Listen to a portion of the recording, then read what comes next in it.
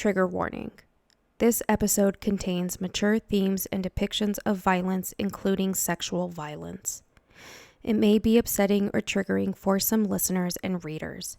Please prioritize your mental health, and for support, you can reach out to the Rape, Abuse, and Incest National Network, better known as RAINN, at 1-800-656-4673 or visit their website at rainn.org for resources and assistance. Thank you for tuning in.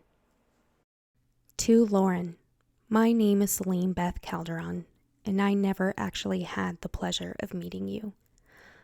I hope you know that you have changed my outlook on life and what it means to be a strong and brave woman. On this exact day last year, I was home working tirelessly on an interview we had just filmed a week prior in Tallahassee, Florida for my docuseries Theodore. Per usual, I was sitting on my couch typing away with my balcony door ajar. I was transcribing an interview with the first officer on scene at the Chi Omega House at Florida State University. As I was typing the moment when he walked onto the crime scene, police cars raced up my hill heading towards the U of U. I felt a pit form in my stomach. It was a year prior that the U lost a student to a random act of violence, and I was fearful it had happened again. It was then that I jumped on our local news site and began to read about a fatality on campus, and a suspect was on the loose. I shut down my laptop and immediately glued myself to the TV, praying for his capture. An hour or so went by, and you were named as the victim. Lauren McCluskey, University of Utah student. My eyes welled up immediately. As the news began to unfold, the events that had transpired in the past 2 hours, I felt incredibly sick. I felt like I was in a parallel universe, since I was just working on an interview about women being brutally murdered or beaten on the FSU campus 40 years prior. I stayed up to ensure that this monster was caught, and after the news that he was, I cried even harder. I downloaded the police scanner to obtain my updates that night, and unfortunately heard the moments leading up to his death and what transpired afterwards. I didn't sleep at all. I tossed, I turned, I cried, I felt empty. The next morning I was in a fog and wasn't able to concentrate on anything. I continued to watch the news, and it was then that it hit me. A news anchor was on scene where you were murdered, and I could see the building where I was assaulted 12 years prior. I called my executive producer and began to explain my sadness and anger about your passing. When I say I was in a fog, I was in a deep fog. On my drive to Park City that afternoon, someone clipped my car, and I could barely speak to that individual after it happened. My mind went blank for months until recently. Lauren, as the weeks went on, your story began to build more momentum, and the disclosure of your numerous reports came to light. I began to feel like we shared something in common. Yelling to be heard in a room filled with silence. My anger grew. As the months went by and more reports came out, I still had this lingering pit in my stomach until a couple months ago when I shared a small piece of my story with your mother on Twitter. Shortly thereafter, I was being asked to share my story publicly. This was not something I was anticipating nor suggesting to the media. I merely was sharing support in your honor. As the days went by to decide if I should speak, I confided in a few individuals, including your mother. Her words showed me the reason you were so strong and brave. I'm still in awe of the woman you were, and please know, Lauren, your story will continue to inspire more women to speak up. And it already has happened with numerous women speaking out. Between your mother's encouraging words and your impeccable courage, I chose to speak my truth, because I believed your truth. Our community here in Salt Lake mourns your passing, and your fellow colleagues are fighting the good fight on your behalf. I am equally continuing to meet with the U of U, and ensuring campus safety is their top priority for years to come. But most importantly, while the pain of your passing continues to fill the air, we know that we all have a job to do, and for you, we will pave the way. Sending all of my love and blessings to you above. Celene Beth Calderon, survivor. October 22nd, 2019.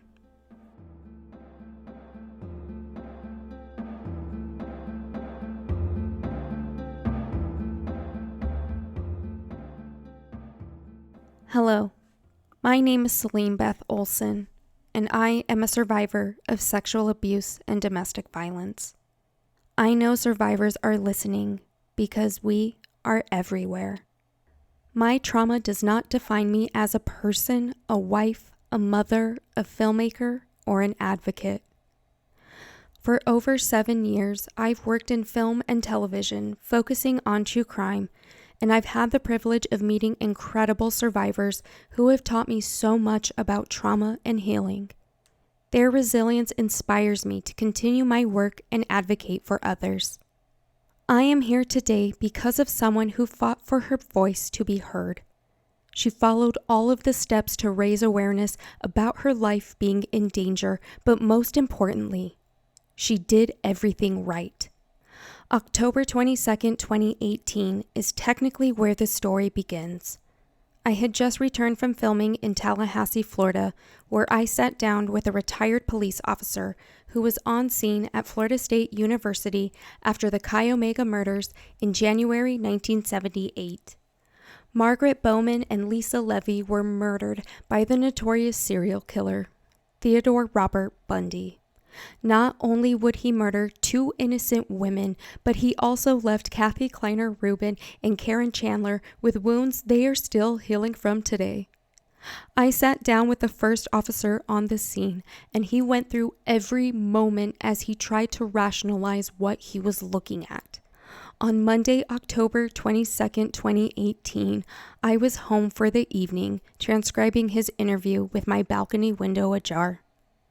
As I had my headphones on and typing out the officer's words about the horrific crime scene he walked into on campus, I could see the police cars zooming up my street, one right after the other. I paused for a moment and watched the parade of police drive by. Next, I see a fleet of ambulances, then the fire trucks, then more police officers. They were headed to the University of Utah, only mere blocks away from my apartment. I felt that pit in my stomach and immediately knew something happened on campus. A flashback quickly came and the name Chen Wei Guo popped into my head. Chen Wei was an international student attending the University of Utah and was murdered on campus a year prior in October 2017. I then made my way onto Facebook and my feed was filled with information about an active shooter loose on campus. One student was deceased and the suspect was on foot. I closed my laptop, downloaded a police scanner, and made my way into bed. As I lay in bed listening to every move the police made, I wanted reassurance that this individual was not hiding behind my apartment, wasn't under my car, and that they were rightfully captured. I then made my way back to social media and local news pages. I saw her picture. I saw her name. Lauren McCluskey, deceased University of Utah student. My heart shattered. Another murder at my alma mater. How? Why? I sincerely thought this was a thing of the past. I was just at FSU standing outside the Chi Omega house and covering murders from 1978, but this is 2018. Exactly 40 years later. I turned my phone back on and tuned into the police scanner. Hours went by with no major movement. As I started dozing off, I heard the urgency in an officer's voice as he was running. I couldn't make out his words due to the police dogs barking in the background. Silence. The male has made his way into the church. Silence. I would then learn the male unalived himself. Silence. And I knew that man was the shooter. And I knew that man wouldn't have to answer to his crimes. And I knew in that moment that wasn't the end. As I turned off my phone for the night, I tossed and turned thinking about what happened to Lauren. The next morning, I turned on the news and I saw a local anchor standing in the parking lot of the U of U dorms. As she pointed to where Lauren was murdered, I could see my room, my dorm room, where I was raped 12 years prior. My mind went blank. A ring buzzed in my ear, and my body began to shake. This incredible and talented woman was murdered mere feet away from where another man who thought he had the right to my body and my life. As I tried to piece myself back together, I continued reading every article that I could find about Lauren. I quickly learned Lauren had been advocating for herself and reported the murderer to the campus police over 20 times. The murderer was a man she had dated very briefly, but he inundated her with threats and extortion. The campus police did absolutely nothing to help her. The same campus police did that exact thing to me 12 years prior. February 23, 2006, I was a freshman at the U of U and had only been a student for a month and a half. I was eager to experience college life and spend evenings with friends, but all of that would be taken away from me. After many years of therapy and battling self-hatred and victim blaming, I began to unravel the web of trauma that still lives in me today. But what stays with me is also the memories of reporting my assault to the campus police. Sitting in the campus police department, I felt like I was being interrogated or that I was the one who committed the crime. They asked me to be specific, even if it was explicit. Growing up in a Latinx Catholic home, these words were not words that I would ever say, and having to be descriptive of my assault was downright traumatizing. And up until today, the moment that I'm writing this episode, I am ready to share my entire assault story. Listener and reader discretion is advised. It was a cold and snowy evening in the beautiful mountains of my hometown of Park City. My best friend and I decided to grab sushi at our favorite restaurant, Flying Sumo. When we arrived, she waved hello to her friend Paul, who walked over to our table. The small talk happened, and he found out my bestie would be sleeping over at my dorm after we finished dinner. Naturally, this Sigma Chi frat bro invited himself over and offered to bring us alcohol. At just the ripe age of 18, I was pumped that we were going to get free alcohol. Isn't this what college life is? So fast forward to Paul arriving at my dorm room late in the evening since he worked the closing shift. He walks in with a handle of cheap-ass vodka and, of course, red Solo cups. As I looked around my dorm room for chasers, I noticed that Callie had a bottle of Sprite on her desk, so we poured some in our cups, and this next part is fuzzy, but I recall him taking my cup and pouring the vodka for me, and I immediately started drinking it. Keep in mind, I was not a seasoned drinker or partier during this time, so I wasn't sure how quickly I would feel drunk. At one point, Paul sits between my friend and I, and he insists that I keep drinking as fast as I can, all while holding the cup to my mouth, ensuring I finish all of it. Not too long after that, I was running to the toilet because I had to puke. I was violently vomiting. After I finished brushing my teeth, looking at how drunk I was, I kept telling myself, hell yeah, this is college life. You got this. As I walk back to my bed, I see the two of them kissing, and he pats the other side of the bed and motions for me to come over. I sat back down and I felt his mouth all over mine, shoving his tongue in my mouth. I panicked and kept kissing him. I too was not very sexually experienced and had sex for the first time a month prior.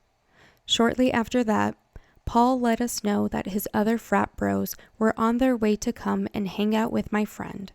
Meanwhile, he escorts her out of my room and tells her to wait in the lobby and his boys will meet her there.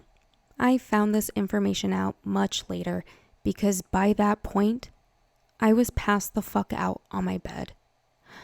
I've recently been experiencing unlocked memories from this event in my life and finally realized that I was drugged. The first time that I had this epiphany was in 2020 when I was watching Michaela Cole's series, I May Destroy You. I recall laying down on my bed and saying I needed to rest for a minute. I chalked this up to the alcohol and being drunk, but no. I've been blackout drunk before, and for the small amount that I drank, something does not match up. It was in that moment watching Michaela act out her assault, and these memories came flooding back. After hearing the door close, Paul came back and kissed me. Then I was out. The next time I wake up for a brief moment, he is standing on the left side of the bed, penis erect in my face, and he's holding my hand on top of it, all while laughing, throwing his head back. I can see my green alarm clock glowing behind him, and I keep my focus there. Blackout. Then I heard him asking me a question. Something about condoms, and I pointed to a box where my roommate kept some. Blackout. Next, he was pulling my jeans off along with my underwear. I looked down and my cardigan was unbuttoned, but my tank top was still on. Blackout. Next thing I know, I wake up to him going to fucking town on top of me, and I shoved the fucker off of me into Callie's dresser, spilling the Sprite all over her new laptop. My adrenaline kicked in, and it was survival mode from there. I began screaming for him to get the fuck out, and he is insisting that we continue on what we were doing. I grabbed his pants from the floor, threw them at him, and he was pleading for me to calm down. I grabbed him by the hand and we walked out to the lobby area where I found my friend and the two bros. They start making smart-ass comments like fucking schoolboys, asking what we were up to, and I'm telling them they need to leave and get Paul away from me. They are refusing to leave. So I went back into that survival mode and I kissed Paul and said, "Now will you please go?" Gone. We walk back to my dorm room and I see Paul's red underwear lying on the side of my bed. The condom is also slightly under my bed. And I went into the connecting dorm room where Callie was hanging out. I asked her if I could sleep in her bed and she agreed without hesitation. She didn't know what I just went through, and in fact, I don't think I ever told her what happened. But I know she knows now, but as I said in part 1 of my tale, Callie was my safe space that night and up until her last breath. That morning, I woke up feeling all major levels of trash, and I remember staying in, avoiding my bed, scrubbing my body raw in a hot shower, and quickly throwing the evidence away. I had no idea what happened to me, and I kept going back and forth for years. If by me pointing to the box of condoms, did I give him consent to have sex with my body? I was stunned by this realization and began to spiral very quickly. I started college in the spring of 2006 instead of the fall, because I was in a deep depression after losing my grandma Esperanza 1 month after I graduated high school in 2005. My grandma was my safest space as a child. She loved me unconditionally and never passed an opportunity to tell me how smart and talented I was and that my grandfather would be so proud of me. She was my everything. I know this is some Coco and Encanto shit right now, but stick with me on this. I was still grappling with her death and now with my assault. I find it hard to experience joy in anything. I had hoped to study dance in college, and my schedule was filled with dance classes that I enjoyed, but quickly found myself avoiding them. My grades were slipping. I was sleeping most of my days away, battling cold and flu symptoms for months. I was a mess. I opted to move back home after that semester, and my parents quickly picked up that something was drastically different about me. I was more agitated, angry, and introverted, but it all came out after a heated argument one afternoon. My parents didn't hesitate, and they quickly made plans for me to head down to the campus police and report Paul to authorities. My dad would accompany me to make the report. I don't think either of us said a word to each other during that 30-minute drive down the canyon. As I finished my report, the officer told me that I would be re-traumatizing myself if I took this to court, and without a rape kit, it was my word against his. He was a returned war hero and a proud member of his fraternity, and I was just an 18-year-old girl who agreed to drink alcohol and do so in a reckless manner, but little did they know I would later learn that I was actually drugged. Let us know what you want to do. Case closed. On our drive back home, I texted my friend who said he would support me no matter what I wanted to do. If I wanted to take the son of a bitch to court, he would go with me. As much as I appreciated the support, I knew I could never recite this information again, let alone be re-traumatized, as the officer said. I decided to do nothing. I would later learn that the police did follow up on my case, but with my father, who let them know that I wasn't going to press charges. But of course, they followed up with my dad, but not me. When I returned to campus that fall, I moved back into the dorms, but luckily several buildings away from that particular dorm room. I quickly began to spiral once I made my way back to campus. I battled anorexia and bulimia while heavily drinking through that school year. I was constantly sick and could barely keep my grades up. And I was skating by, training, and dancing for a graduate piece that I was asked to dance in. I was surely hitting rock bottom, especially when I saw my assailant walking around on campus. I couldn't handle the thought of him finding out that I gave his name and information to the campus police. Did he know? Would he assault me again? I didn't know what to do. I would later take a semester off and move off campus to find my purpose again. After that, the assault was a thing of my past, but the trauma continued to live inside me.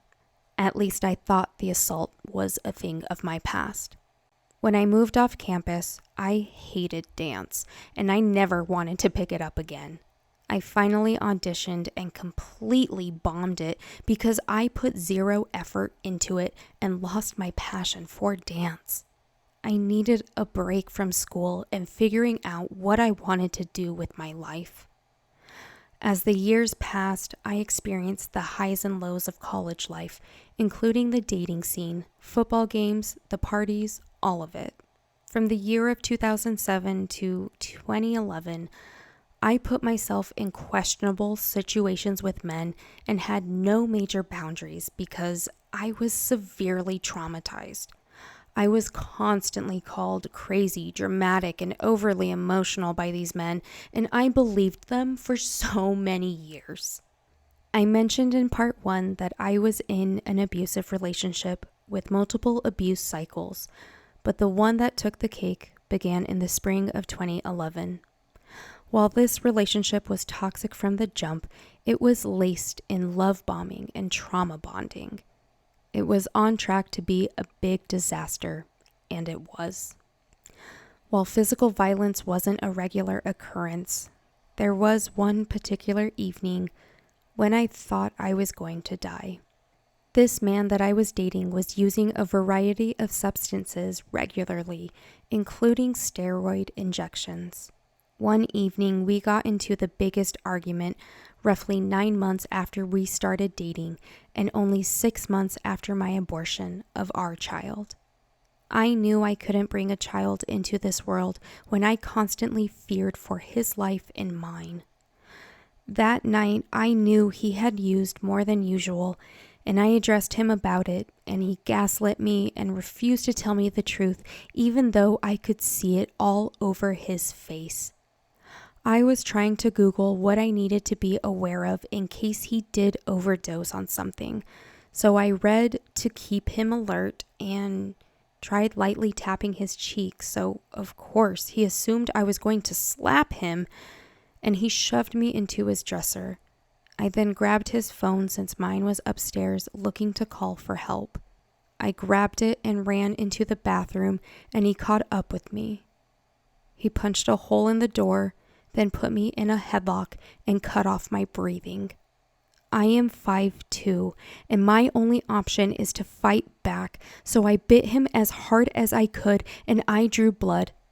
He screamed as loud as he could, and I ran to the neighbor's house, no shoes, in ice-cold February snow, banging on the door, asking for help. Thankfully, the neighbors knew of his struggles, so they quickly came to my aid. He would eventually lock me out of the house with no shoes, leaving me to call Callie late into the night, asking her to pick me up. She came as quickly as she could. And the most upsetting part, I stayed and obeyed for another 4 years after that. Then 2016 comes around and Lemonade was released. And Beyonce helped me see what I couldn't see for so long. Her lyrics and the music revived parts of my soul that I had lost because of him. Less than a year later, I'm back in Park City during the 2017 Sundance Film Festival, and it's the beginning of the Me Too movement. I woke up bright and early to ensure I could join the Women's March down Main Street, but alas, traffic was trash because of a massive snowstorm. I would later find out Harvey Weinstein was marching right along with thousands and thousands of people. It was pretty ironic and honestly horrifying when I found out later that year about the 2015 documentary, The Hunting Ground. You know, a doc that dives into the epidemic of sexual assault across college campuses in the U.S. and was produced by Weinstein's production company. It was at that same festival when Theodore, my anti-Bundy doc, was born. During the initial months of pre-interviewing interviewees for my doc, I began to listen to severe trauma on a regular basis, not knowing that I would carry it with me as long as my memory serves me. Secondhand trauma began to slowly but surely manifest inside my body. One of the first people I met with was Rhonda Stapley. Rhonda is a survivor of sexual assault committed by Bundy back in 1974. Rhonda is someone who broke her silence in 2016 with her book, I Survived Ted Bundy, The Attack, Escape, and PTSD That Changed My Life. I reached out to her and we met up at a little cafe in Sugar House to talk about her book and provided more information about my doc. I told Rhonda that I was a survivor myself, and after reading about her assault, I identified with her experiences and feelings during those initial few days of my assault. I thanked her for sharing her story and continuing to tune out the trolls on the internet who have attacked her appearance and legitimacy, which is still happening today on message boards. People claiming she was money hungry or seeking fame because, hey, there is no chance that she was raped by Ted Bundy. It was heartbreaking and gut-wrenching to see. And of course, all these naysayers? Men. I had no idea her entire experience breaking her silence would be my reality 5 years later. Over the next couple of years, I experienced some major highs and lows with Theodore, including my drinking. I immediately began experiencing severe anxiety when I started my project. I felt like a fraud or a phony that I was playing director because in reality, I had no idea what I was doing. but I knew I was at least doing it well. Fast forward to 2018 when my trauma came to a screeching halt one night in Louisville, Kentucky. My production team at the time was simply made up of 2 people, me and my producer, cinematographer, and friend Timothy, aka Tim. We were in town to interview a self-proclaimed Bundy expert who wrote multiple books about him with gender bias and inaccurate information. During my research, I was able to connect with another survivor who was raped by Bundy multiple times in Tacoma, Washington during their adolescent years. They even had the police reports to prove it. I bring up the sexual assault allegations with the author, and he immediately gets triggered and goes off the rails. He assumes I'm speaking about Rhonda only, and he begins to tell us that she should be in jail for the murders of the women who were killed after her assault since she never reported it to the police. It's because of her that Bundy continued on his murder spree. How do you think that conversation ended? Not well, I'll tell you that. After we quickly wrapped up the interview after that shit show, we knew we had to get to a bar. We get to a sports bar and we are drinking that interview away, but something happened that night that surprised me. Tim mentioned he could feel my anger boiling from where he was sitting and turned off the camera. I started telling him how incredibly disgusting that was. Seriously, the worst victim-blaming bullshit I've ever heard. But then it made me feel like I had failed the other survivors of Paul. I knew another survivor of his existed, and we made that connection about a year after my assault. It made me sick to think that there are people out there who genuinely believe this is the survivor's fault and responsibility, rather than placing the blame where it belongs, on the fucking assailant. This was definitely triggering for me, especially since I was still processing Lauren's murder just days before this interview. I started sharing my story for the first time and told Tim what I could remember. I wish I had approached it differently and not dumped all my trauma on him, but he really helped me work through everything that came up during that interview, and I can't thank him enough. So I just want to take a moment to say thank you, Tim, for being my safe space throughout our journey over the years. I know it wasn't easy, and I appreciate all the hard work you put in. I can't wait for the world to see your incredible talent and attention to detail in your cinematography. Thank you, Tim. Seriously, thank you. About 10 months later, a tweet was made, quote, "The detective who didn't investigate Lauren's case was fired for not taking action in a separate case after Lauren's death. Training policies, procedures, and slogans will not matter if university personnel do not respond with urgency to women's concerns." Jill McCluskey, August 23rd, 2019. I responded to her tweet out of support for Lauren's efforts and stated I too was not treated with care or urgency by the campus police. Not even an hour later, I had multiple news reporters in my DMs asking for a story. A story. I didn't respond to this tweet to have my story be told. I sat in confusion. I was merely only showing my support for Lauren and understood where her mother was coming from.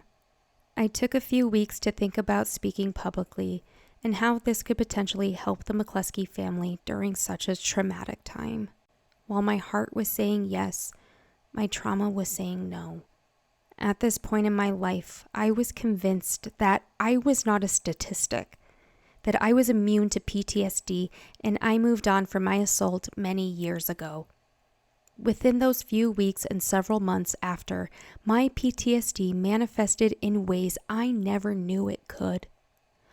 While I was wrestling with whether to come forward, I found myself watching Dr. Christine Blasey Ford bravely speak out about Brett Kavanaugh, Shortly after, I read Know My Name by Chanel Miller, a survivor of Brock Turner, and listened to it over a few days.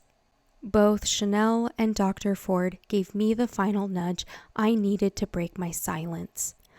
I felt so conflicted because I truly loved my school and the lifelong friends who supported me through some of my hardest days. Unfortunately, the statute of limitations here in Utah is incredibly strict, leaving me without a chance for justice or assistance for the trauma I have carried for 18 years. I know that finding justice as a survivor is rare, but I really wish the school would take steps to show their support and acknowledge their shortcomings, not just for me, but for Lauren and all the other survivors. So, I knew it was time to start talking. The first interview I had was at a local coffee shop that I frequented, so I felt it was a safe space. After a grueling hour-and-a-half interview, I was shaking, on the verge of vomiting, and felt deep regret. During this interview, I was asked to request my police report. I wasn't sure this would still be an official record in the police file, but I obliged. Up until this point, I was convinced that I had reported my assault in 2007, not 2006. In my interviews, I made this abundantly clear that I was a year too late. I guess this was my way of coping with the harsh reality of not knowing what to do after an assault. While my report should have been received in 10 business days, the U of U made me wait almost 30. After a ridiculous amount of verification to receive my report, I received it one late afternoon. I hesitated to open the attachment. The first line that caught my eye: Calderon, Celene Beth, is victim of rape. I shut the document after that and didn't want to continue reading it. Seeing my name capitalized with the words victim validated the reasons I felt what I felt for 13 years. Eventually, the U of U made requests to meet with me, including the Title IX office. I made my way into those meetings and shared my deep disgust and anger about Lauren. However, they wanted reassurance that I was satisfied with their new campus safety protocols for their students. I knew I couldn't just sit and do nothing to help victims and survivors alike after that experience. But I knew I needed to take time to heal. I was suffering silently and alone. I was going through my own media hangover, as Julie Murray so eloquently explained it. I broke up with my boyfriend shortly after I did those initial interviews because my PTSD was in full swing and I lost myself to it.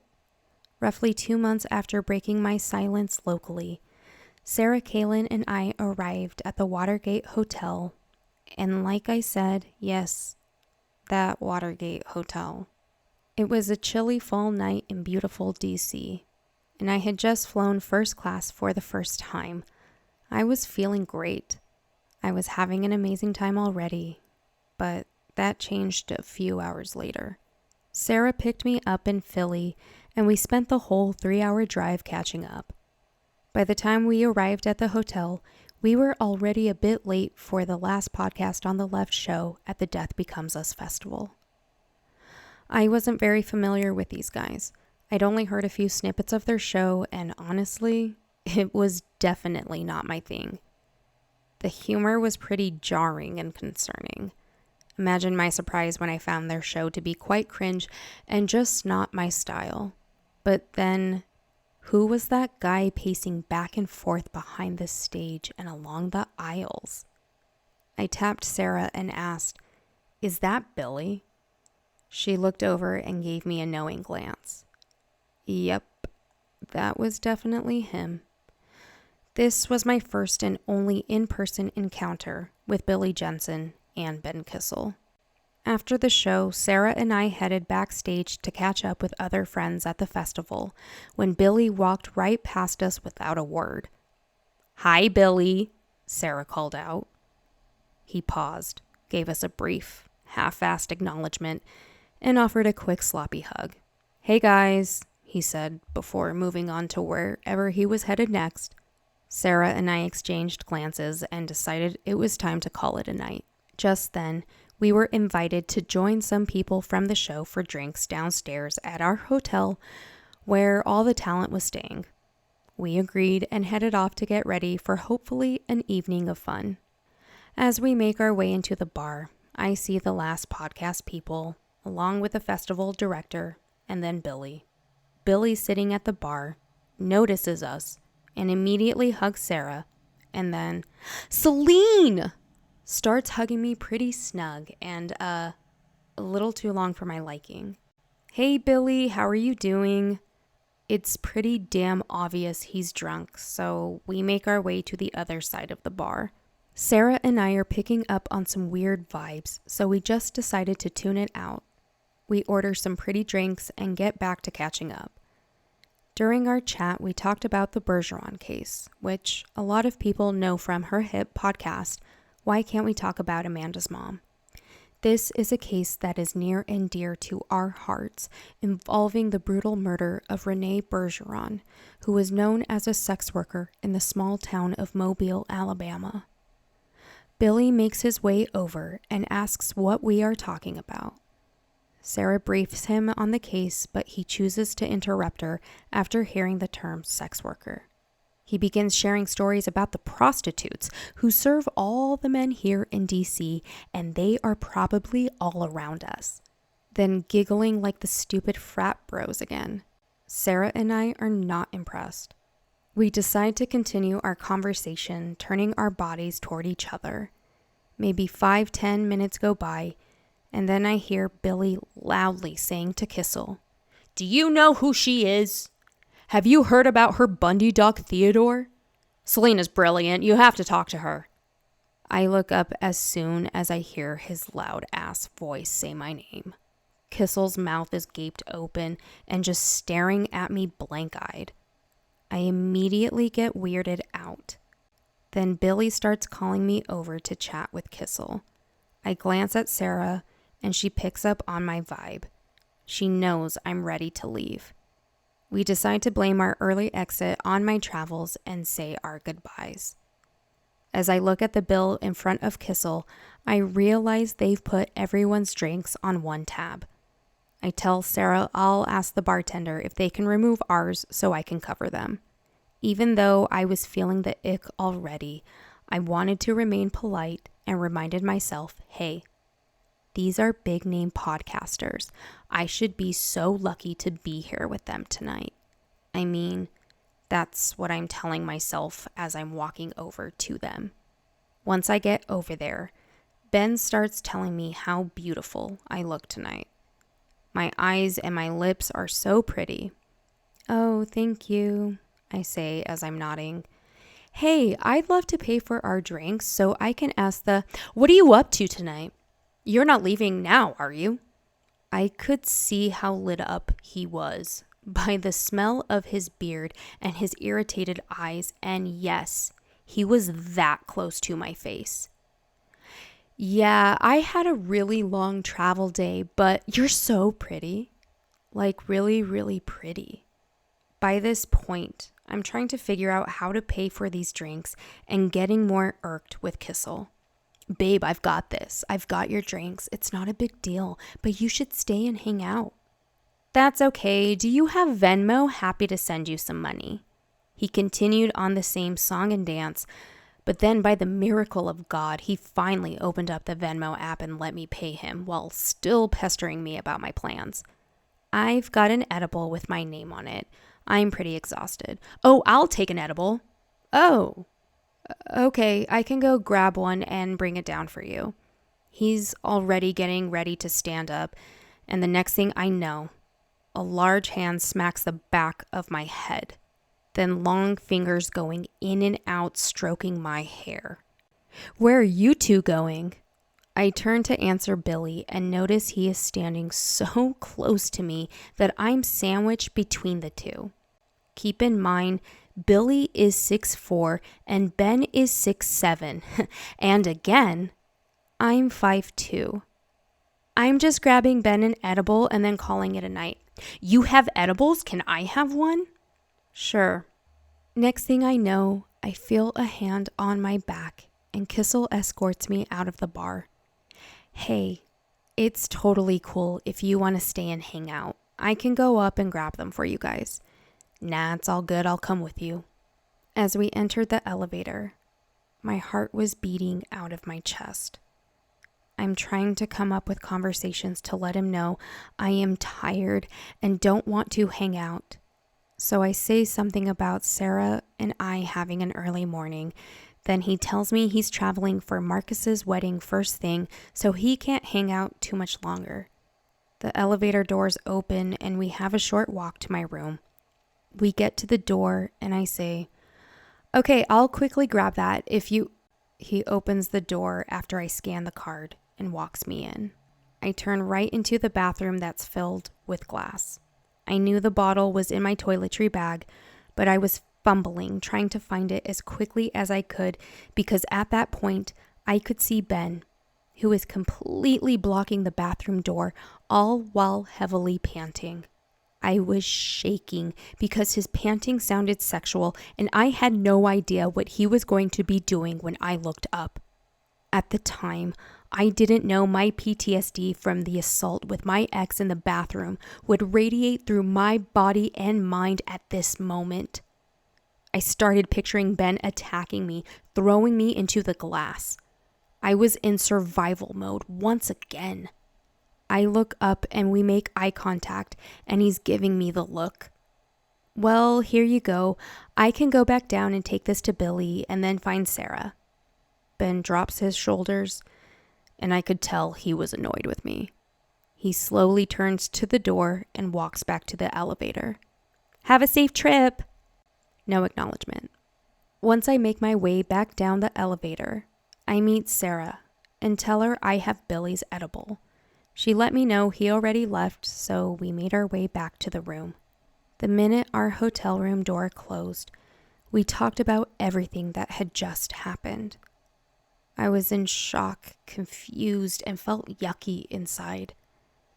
Up until recently, I finally had a breakthrough in therapy and fully understood why this event was so traumatic for me. Keep in mind that I was still grappling with opening up my Pandora's box of trauma and breaking my silence for the very first time 2 months before this event. Between September and January 2020, I was beginning to enter one of my darkest depressions, and it only got worse when I lost another dear friend, but this time to vehicular homicide a month after the Watergate evening. Fua's death hit too close to home, and I really began to struggle, and the first person who contacted me after hearing the news about Fua? Billy. Next thing I know, I'm on my way to LA for Christmas, and I get a message from Billy. Billy lets me know that he went on Margaret Cho's podcast and talked about Theodore and me. I thanked him and was appreciative of that, but what about Watergate?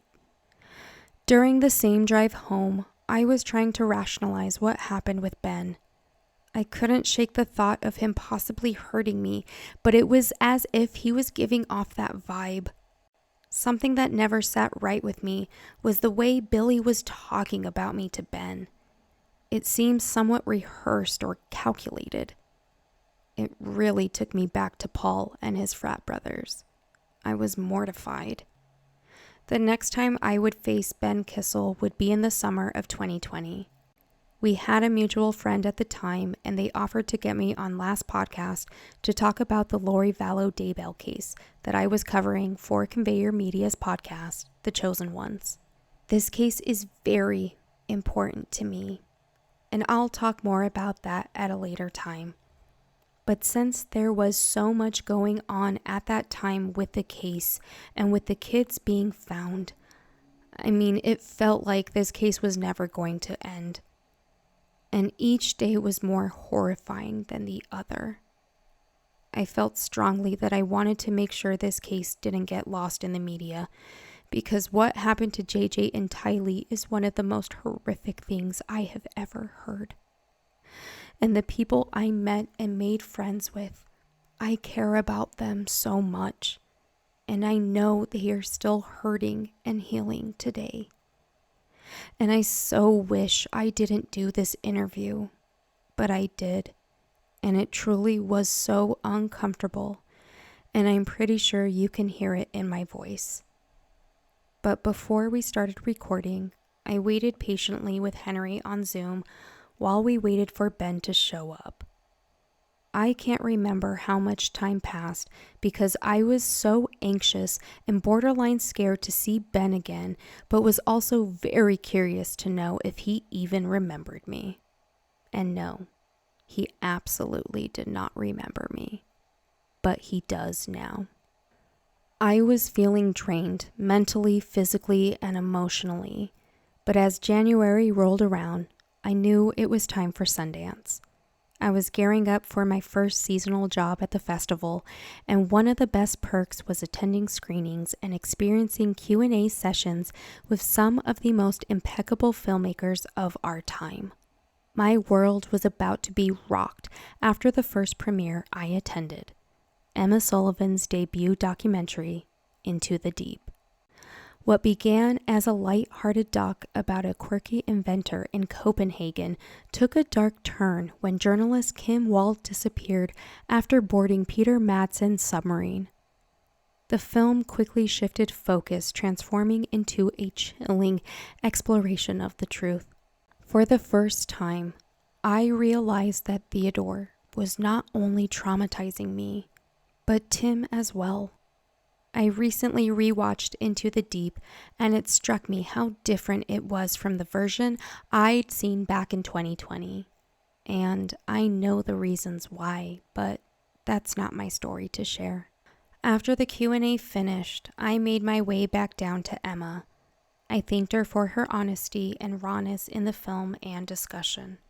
I told her about Theodore and how I can see that as filmmakers, we take this stuff home and we are traumatizing ourselves doing this work. We both started tearing up and shared a hug. I don't know if Emma will ever hear this, but I hope she knows she helped me pinpoint exactly why I needed to take a break from Theodore. There is still so much more left unsaid about Theodore and why we chose to kill our original project, but with time, the truth will come out. But for now, I want to thank Emma for helping me identify that I needed to take care of myself if I was going to be doing this work. Thank you, Emma. In March 2020, just as the pandemic was starting to peak, a 5.7 magnitude earthquake hit Salt Lake City. I was on my way to babysit my best friend's kiddo, and as soon as I stepped out of the elevator in my apartment, the earthquake struck. I lived right on the fault line at 400 South, so I really felt that quake. It was intense, and I thought this is the big one we've all been waiting for. Thankfully, it wasn't, but it definitely rattled me. This was the first earthquake of that magnitude I've ever experienced in Utah. I mentioned in Tara Newell's episode how Billy suddenly showed up on a communal Zoom call for Utah Murderinos asking if I was okay after the earthquake. Honestly, that felt pretty strange. I do remember exchanging messages with Billy one last time in 2020, but it was on behalf of a production company. Fast forward to October 2021, when a whistleblower reached out to inform me about being assaulted by Billy. At that moment, Billy was officially dead to me. Out of respect for the whistleblower's privacy, I won't share any more details about that situation. I know there are people who wish they could share their stories, but can't right now. Please remember that there are often more survivors in the background, and I want you to know, I believe you. I know there are more of you out there, and I wish you nothing but peace and the justice you deserve. This fucker decided to fuck with the wrong women because frankly, we are tired of his bullshit that we've had to go through and then some. The last time I heard from Billy Jensen was on March 1st, 2023 at 12:23 p.m. I was at a medical facility receiving iron infusions to support my high-risk pregnancy, having been there for about 3 hours when my phone lit up with his name. An apology. Celene. I wanted to apologize for the way I made you feel at the bar in Washington. I don't doubt I made you uncomfortable. I have read each of your posts. I read the article, and the impact on my behavior on you is clear to me. Though I know this apology is not going to undo the damage, I wanted you to know that I see that impact and I am sorry. I hope you and your family are well, and I wish you all the success in the world. Billy. Let me make myself abundantly clear. You haven't even remotely scratched the surface of everything you did to me and the other survivors. You don't get to sit here and act like you are God's gift to the universe when you are out here traumatizing, assaulting, and projecting that I'm out here joining in on a smear campaign with people I don't even converse with. How dare you sit here and think that your copy and paste apology is missing a good chunk of the things you did to me? Whatever you need to heal from, go and do that. But never, under any circumstance, contact any of us ever again.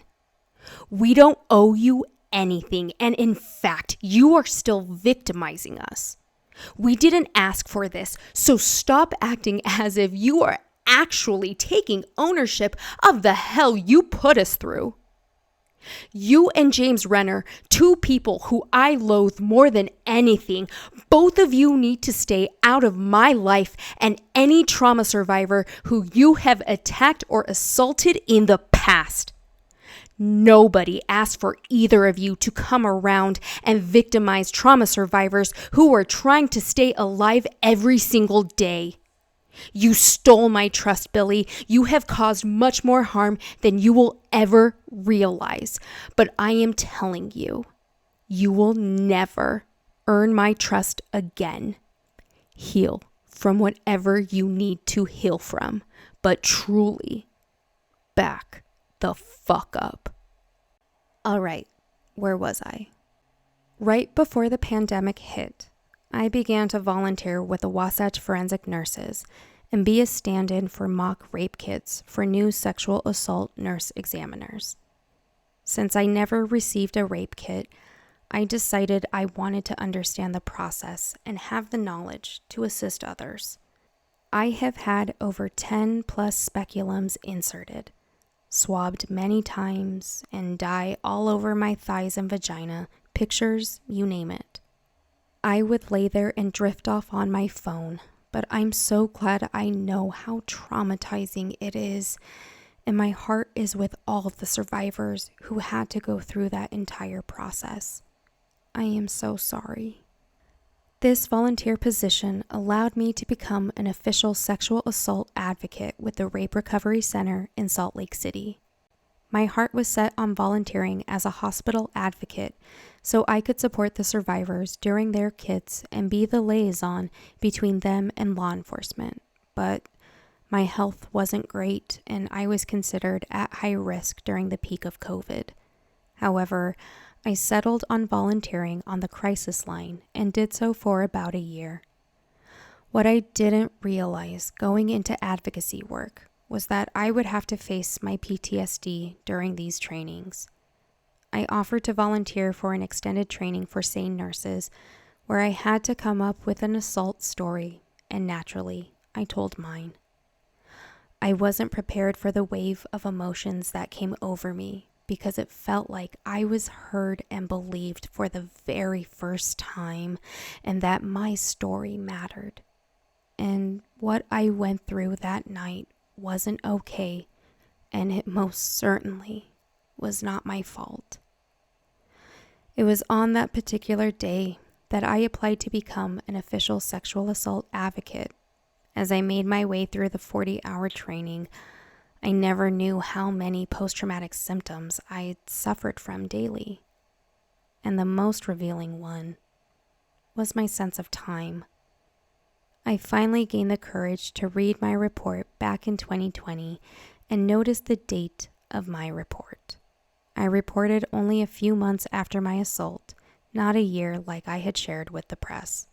For whatever reason, this shattered me because I finally realized I am a statistic, but I'm not alone.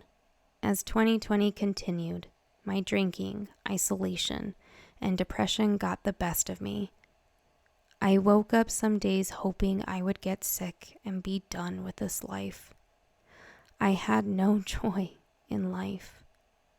I had been coaching dance at my childhood studio for 5 years, and it really was my greatest escape during those really hard Theodore years. And then, what about Theodore? What was I going to do? Like I said, there's so much more backstory missing when it comes to this part, but I met with someone on Zoom who watched our sizzle and gave me some feedback. This person? Erin Lee Carr. Yes, ELC. I was beside myself when I saw that Erin was offering free film consulting for new filmmakers, and BIPOC and queer communities were strongly encouraged to reach out. So I did. What Erin doesn't know is that she gave me the greatest advice I've ever received when it comes to this project. She helped me find my purpose and vision when I realized I was amending it to please all of these other people who were telling me what to do with my project. So with that, I want to thank you, Erin, for not only steering me in the right direction, but also for your vulnerability and sharing your story in a book that really made an impact on me. Your honesty about your sobriety is something that helped me find my way to life without alcohol, and I am so grateful for you sharing that with the world. I know you've gone through some shit too to get where you are at today, so I hope you know I'm very proud of you and wish you all the success in the world. Thank you, Erin. After that meeting, I decided to shelve Theodore. The Bundy craze in 2019 had left me burnt out, and I could sense the world felt the same way. I realized I needed to pause until I figured out how to tell these stories in a way that would also serve as a lesson in amateur true crime documentary filmmaking. We knew it needed to change, and until I could do that, it was the best to hold off. So, it was goodbye, Theodore. Hello, killing Theodore. By the end of 2020, I decided to download Hinge and see what was out there. And without any expectations at all, I found my Duncan, and he's been my rock from that day forward. Hell yeah. I was in love, y'all. 2021 was a year of growth, adventure, love, and dreams starting to come true. This is all around the time that I started integrating into the creative world of film and television, but literally this time, in Hollywood. I was traveling to my job in Santa Monica every Wednesday during the spring and summer months of that year. I was a development manager for Conveyor Media, and my mama Bex, aka Rebecca, brought me in and taught me what I needed to know to make a career out of what I was passionate about.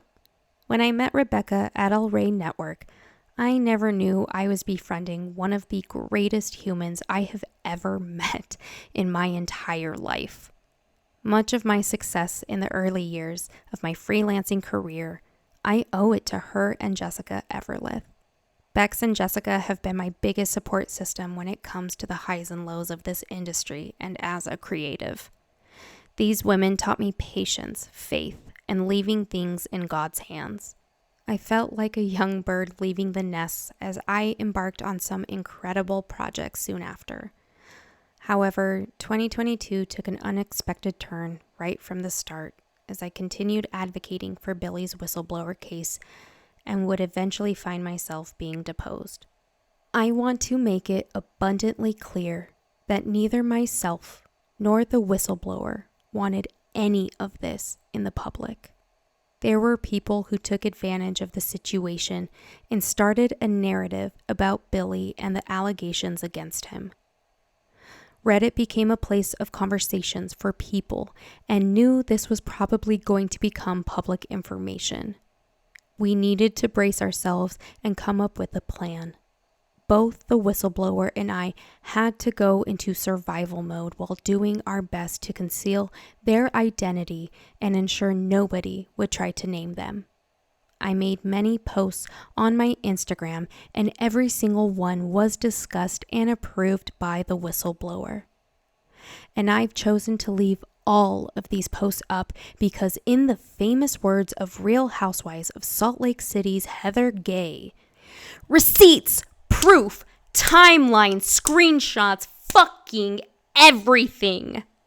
Soon enough, Rolling Stone wanted to cover the allegations against Billy, and I'm put in touch with Andrea Marks and Brenna Ehrlich. When I began sharing my story, I got to the part about Ben and hesitated because I really hadn't thought about naming him or even sharing that part of the story. I was too scared to name him because I knew his fandom was filled with men, and the jokes I have heard from that show. I was deathly afraid, but knew I had to put this information out there because I knew there were rumblings about actual survivors of his. So I shared that part of my story, but did so on my terms and posted it to Instagram and Twitter after the article came out. During that time, waiting for the article to drop was like the biggest mind game. I found myself constantly pacing, rapid foot and leg movements, heart racing, all of it. The morning of the article drop, Dunk and I were house sitting for my in-laws, and I quickly sat up in bed, reading the article.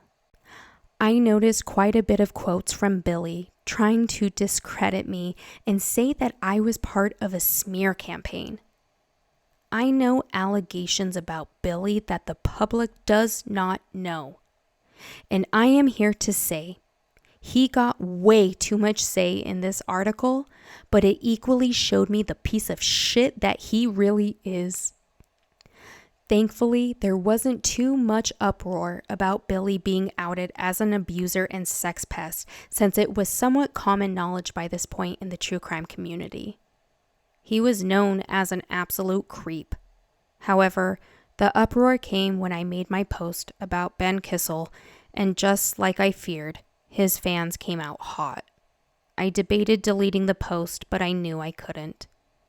I knew if there were a survivor out there who needed reassurance, I would believe them. I wanted to keep that post on Instagram, and so I did. This wave of harassment was just a taste of what I would experience, and then some, a year later. More on that shortly. Fast forward about a week after the article dropped. I was dealing with crippling anxiety from people closer to the story, and I had a panic attack on my last shoot with In Pursuit with John Walsh. Not to mention the threatening and aggressive text messages and DMs from James Renner didn't help my anxiety either. Why, do you ask? This so-called investigative journalist preys on trauma survivors for his wallet and micro fame in the true crime community. He is literally the worst. After I wrapped up that shoot, I played Beyonce's Renaissance and didn't turn it off. The album kicks off with "These Motherfuckers Ain't Stopping Me," and that fueled me to keep pushing on with my life. I then traveled to Philadelphia to spend some time with Sarah Kalin before heading home. We had a fantastic time in my hotel room, indulging in delicious pasta and laughing my tears away. Sarah really has been such a safe space for me throughout this whole process, and I can't thank you enough, Sarah. Thank you. The next morning, I woke up to a text with a link to Renner's hit piece about me and another survivor of Billy's. Instead of going on about all the drama and bullshit he claimed to air out about me, I decided to address it on TikTok last year.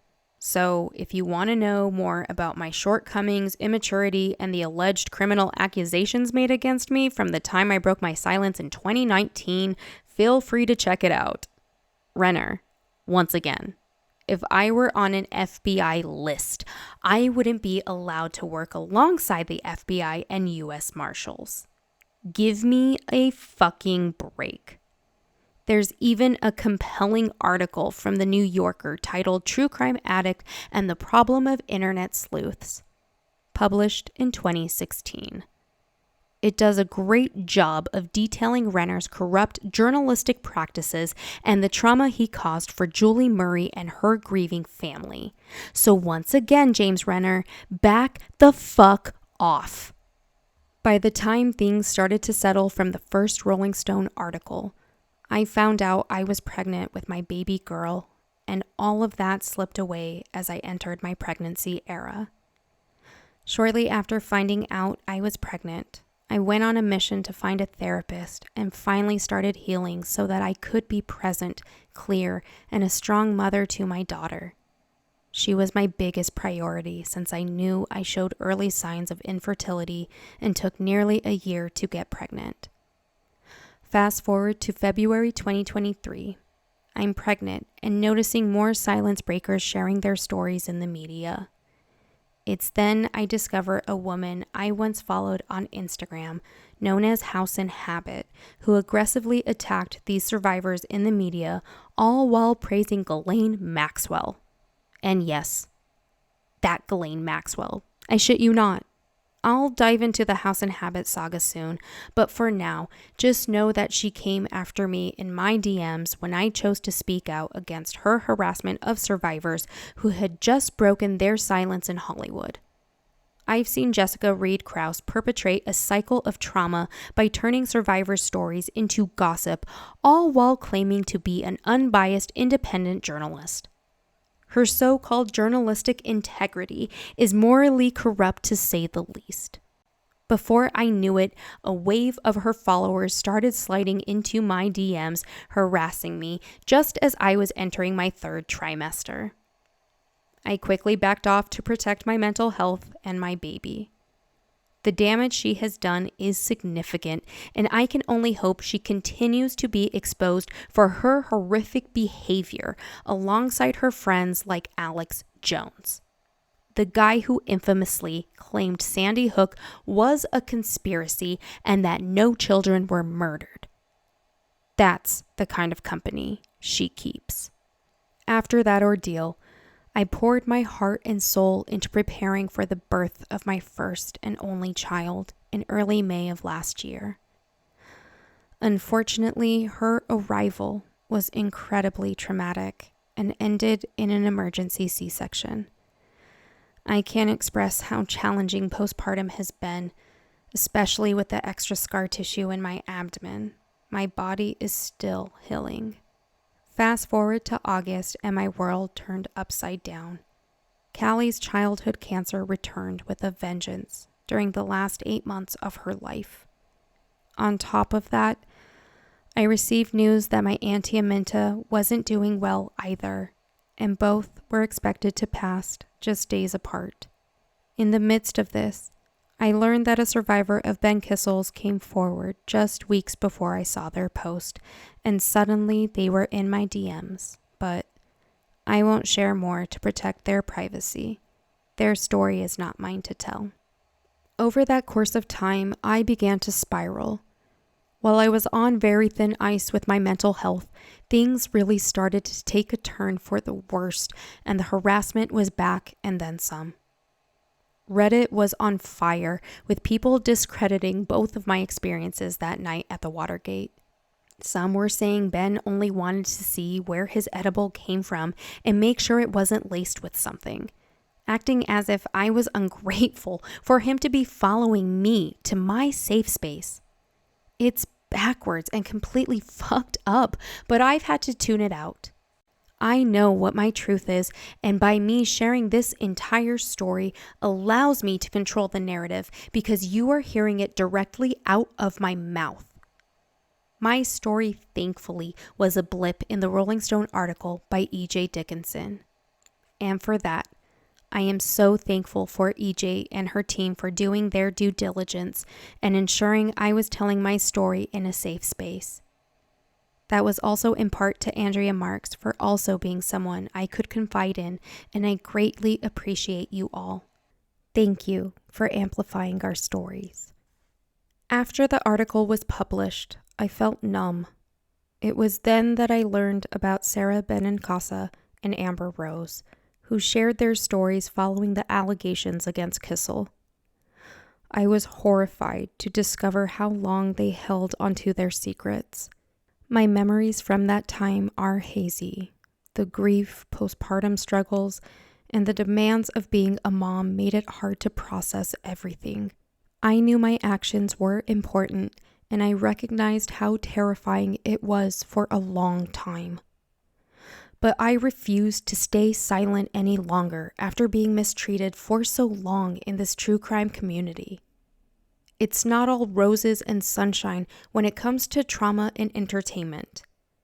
I find it hard to trust anyone outside of my close circle, yet Amber Rose was a beacon of support during the latter half of 2023, helping me through some of the toughest moments when it all felt too much. Amber, thank you for everything during those dark months. It meant so much to me to have someone who understood what we were going through. Thank you.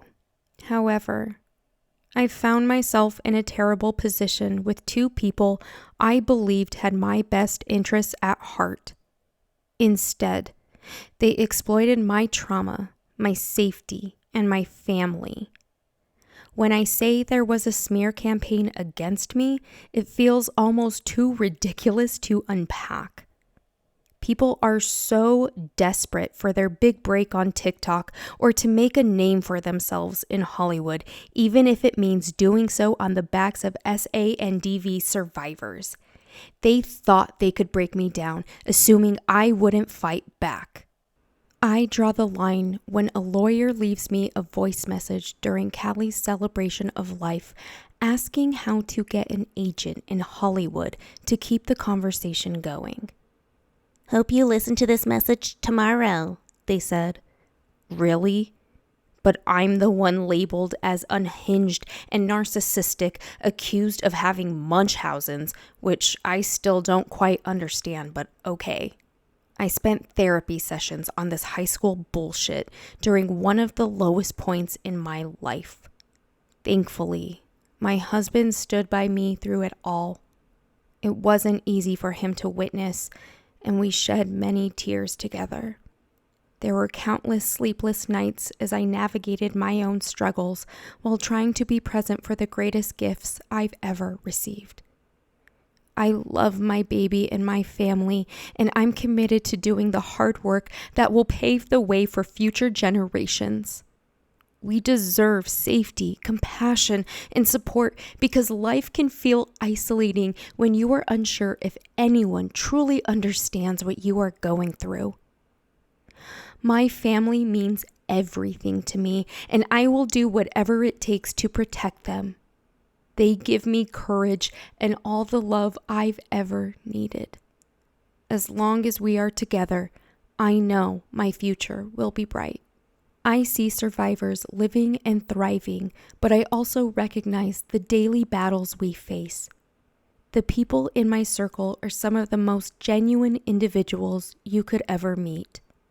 When I say that trauma survivors are the reason I'm speaking to you today, that is my truth. Every trauma survivor I've connected with has a story that I may never fully grasp, but there's a profound sense of safety in knowing they understand. I want to take a moment to thank those survivors who have found their voices, breaking their silence in a world that often feels so isolating. Your impact on my life has been significant, and I truly appreciate each and every one of you. I also want to recognize the McCluskey family and the powerful example they set for the world. As a mother, my heart aches for Jill. I know this journey remains incredibly difficult with each passing year. Please remember that Lauren was a true gift to this earth and to everyone she encountered. Your bravery, resilience, and perseverance were evident in Lauren's fight for her life. I am deeply grateful to be part of this vision that strives to create a safer world for future generations. I recognize that the pain you feel runs deep, and I thank you for your grace and for continuing to honor Lauren's memory. She played a significant role in the positive changes we are seeing today. Earlier this year, I was contacted by the Lauren McCluskey Foundation to support their vision and continue to honor Lauren's memory, which includes Lauren's Promise. Lauren's Promise is a promise open to all, faculty, staff, students, parents, and community members. By making this pledge, you become an advocate for victims of relationship violence, pledging to listen, believe, and connect victims with the support they need. I will listen and believe you if someone is threatening you. Our goal is to foster safe campuses across the United States, with over 400 universities having made Lauren's Promise. As October 22nd approaches, we invite you to join us in honoring Lauren's athletic excellence on November 2nd during Lauren's Lap at the University of Utah campus. This event is open to families and individuals from all walks of life, providing an opportunity to elevate Lauren's Promise and support the McCluskey family, who is dedicated to creating a safer and brighter future. Like many of you, there is a goal that we as a community and society strive for, and that is ending domestic violence, but we must first raise awareness about it. As a Park City native, I have watched this community stand up for survivors alike and do so in a way that brings awareness and a safe space for our small communities. In 1992, 1 year before my family arrived in Park City, a tragic incident in a Park City parking lot claimed the life of a local woman at the hands of her estranged husband. This heartbreaking event galvanized community leaders to take action against domestic violence. As a result, the Domestic Peace Task Force was established, leading to the construction of the Peace House shelter in 1995. Initially, Peace House was run entirely by volunteers, but today, thanks to donations and grants, they employ a full-time professional staff and still depend on their dedicated volunteers to ensure they provide the best possible services to victims of domestic violence. The Peace House mission is dedicated to ending family violence and abuse through education, outreach, support services, and safe housing. They rely heavily on volunteers and community support to meet their mission and keep their doors open. Their mission is simple: to provide victims of domestic violence with the most comprehensive and compassionate services possible. Thank you to the Peace House for their continuous efforts to create safe spaces for my beloved community. All of this serves as a reminder that domestic violence is an epidemic that transcends socioeconomic status, gender, race, and location. My goal today is to always be an advocate and be a voice for the voiceless. As the late and great Justice Ruth Bader Ginsburg said, fight for the things that you care about, but do it in a way that will lead others to join you. Lastly, I want to dedicate my work and advocacy to the memory of Lauren McCluskey. Growing up, Lauren fearlessly climbed trees and walls, loved animals, and volunteered at the Whitman County Humane Society, helping to socialize cats for adoption. Lauren had 2 cherished cats, Fuzzy and Victory, and completed her senior project at the WSU Center for Animal Wellbeing. She also volunteered with the YMCA and Special Olympics. Her exceptional work ethic in the classroom, weight room, and on the track inspired her teammates and coaches.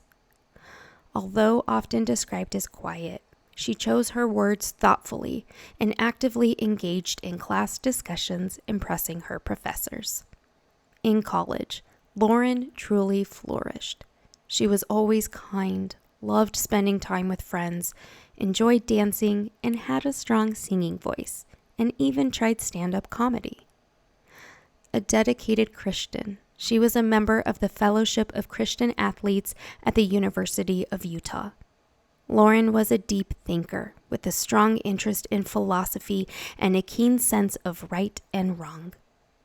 Without Lauren's resilience and advocacy, I may have never discovered those qualities within myself. Even though I never had the chance to meet her, her impact was undeniable. I came to know Lauren as a beautiful and talented woman, someone who radiated positivity and had a bright future ahead. Lauren's unwavering spirit and dedication to helping others inspired everyone around her. She showed us what it means to be compassionate and courageous, standing up for those who needed a voice. Her ability to connect with people, whether through her volunteer work or her friendships, left a lasting impression. It's through her legacy that many of us have found the courage to embrace our potential. Lauren's example reminds us to be kind, to support one another, and to strive for excellence no matter the challenges we face. She may be gone, but her spirit continues to inspire us every day. Let us honor her memory by embodying the same resilience and compassion that Lauren so beautifully exemplified. Please continue to say her name, and with that, remember the victims and embrace the survivors. Thank you for listening.